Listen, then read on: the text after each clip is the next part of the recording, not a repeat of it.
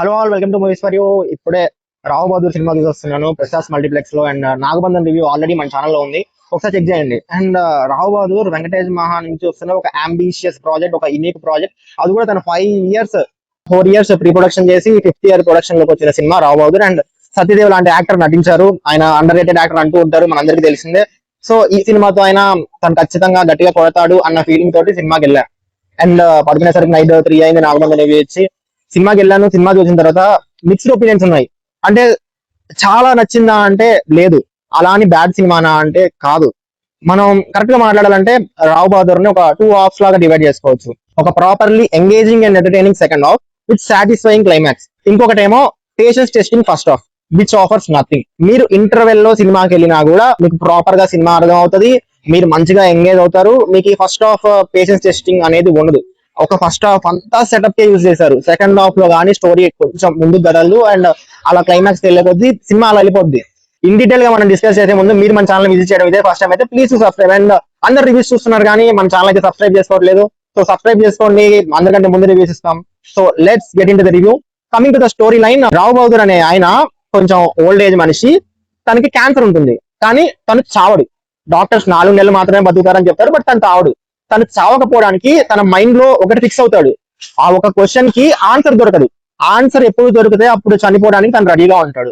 ఆ ఆన్సర్ ఏంటి, ఆ క్వశ్చన్ ఏంటి, దాన్ని తను ఎలా కనుక్కున్నాడు అనేది ఈ సినిమా. మనకి ఫస్ట్ 10 minutes లోనే ఈ రావు బహదూర్ ఎవరు, అసలు ఏం చూపించబోతున్నారు, వాటి క్వశ్చన్ ఏంటి అనే దానికి ఆల్మోస్ట్ మనం ట్రైలర్ టీజర్ చూసి ఇక్కడ ఏం అర్థం కావట్లేదు అని అనుకుంటాం చూసారా. బట్ సినిమాకి వెళ్ళిన 10 minutes కే మనకి మేజర్ కాన్ఫ్లిక్ట్ అర్థమైపోతుంది. సో సినిమా ఇలా ఉండబోతుంది, ఇలా రివీల్ అవుతాయి ప్లాట్ పాయింట్స్ ఒక్కొక్కటి అని చెప్పి మనం ప్రిపేర్ అయ్యి ఉంటాం.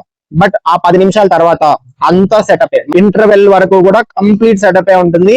నా వల్ల అయితే కాలేదు. ఒక 2 సీన్స్ వస్తాయి. తన ఫ్రెండ్స్ తో ఒక సింగిల్ టేక్ సీన్ ఉంటుంది, ఒక 5 to 10 minutes, అది ఎంగేజ్ చేస్తుంది. మళ్ళీ తన ఫ్రెండ్ తోనే ఇంకొక సీన్ ఉంటుంది, అది ఎంగేజ్ చేస్తుంది. ఆ 2 సీన్లు మినహాయించి ఫస్ట్ హాఫ్ అంతా ఏం ఆఫర్ చేయదు. అండ్ మీరు సెకండ్ హాఫ్ లో డైరెక్ట్ సినిమాకి వెళ్ళినా కూడా పెద్ద ఫరగా పడదు. But coming to the second half, తన మైండ్ లో ఈ క్వశ్చన్ ఏదైతే ఉందో అలాగా ఒక్కొక్క క్యారెక్టర్ తో రివీల్ అవుతూ వచ్చి క్లైమాక్స్ లో మనకి వెంకటేష్ మహా మార్క్ క్లైమాక్స్ అంటే ఆయన కొంచెం డిఫరెంట్ గా డిజైన్ చేస్తారు కదా, అలాంటి ఒక సాటిస్ఫైయింగ్ క్లైమాక్స్ ఎండ్ అవుద్ది. సో సెకండ్ హాఫ్ అంతా థోరోలీ ఎంగేజ్ అవుతాము, ఎంటర్టైన్ అవుతాము.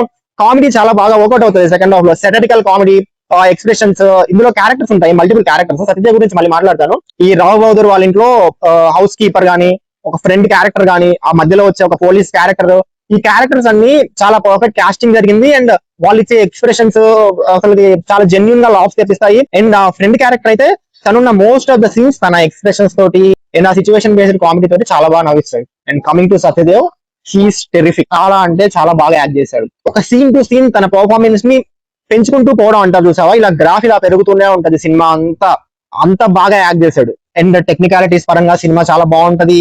ఆ బంగ్లా కానివ్వండి, ఆ చుట్టుపక్కల ప్రదేశాలు కానివ్వండి, అండ్ బీజిఎం, సినిమాటోగ్రఫీ, విఎఫ్ఎక్స్ అయితే చాలా న్యాచురల్ గా ఉంటది. ఈ సినిమాతో వెంకటేష్ మహా గారు ఏం చెప్పాలనుకున్నారంటే, అంటే ఒక మనిషి బుర్రలో ఒక క్వశ్చన్, అంటే వాడికి ఆన్సర్ తెలియని ఎప్పటి నుంచో వాడిని వెంటాడుతున్న క్వశ్చన్ ఉంటే ఒక మనిషి కనీసం ప్రశాంతంగా చచ్చిపోలేడు అన్నదాన్ని మనకు చూపించాలి అనుకున్నారు. అండ్ ఇందులో ఇంకొన్ని పాయింట్స్ కూడా డిస్కస్ చేస్తారు, అవన్నీ నేను ఇక్కడ చెప్పలేను. చావు కూడా చాలా ప్రశాంతంగా రావాలి అనే పాయింట్ ని చాలా ఇన్ డీటెయిల్ గా, అంటే వాడు ఎంత మనస్తాపన చెందుతాడు ఒక క్వశ్చన్ కి ఆన్సర్ తెలియకపోతే, ఎంత సఫర్ అవుతాడు, అంటే వాడి లైఫ్ లాగానే ఉండదు, వాడికి మైండ్ లో కొన్ని పెట్టుకుంటే థాట్స్ అన్న విషయాన్ని చాలా ఇన్ డీటెయిల్ గా డిస్కస్ చేశారు.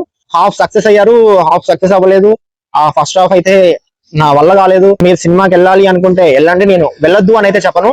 సినిమా ఓకే పర్లేదు అనే లాగానే ఉంది. ఎందుకంటే ఫస్ట్ హాఫ్ లో ఏం ఉండదు. మీరు డైరెక్ట్ గా సెకండ్ హాఫ్ లో సినిమాకి వెళ్ళిపోయినా ఏ ట్రైలర్ చూసి సెకండ్ హాఫ్ మీకు క్లియర్ గా అర్థమైపోతుంది.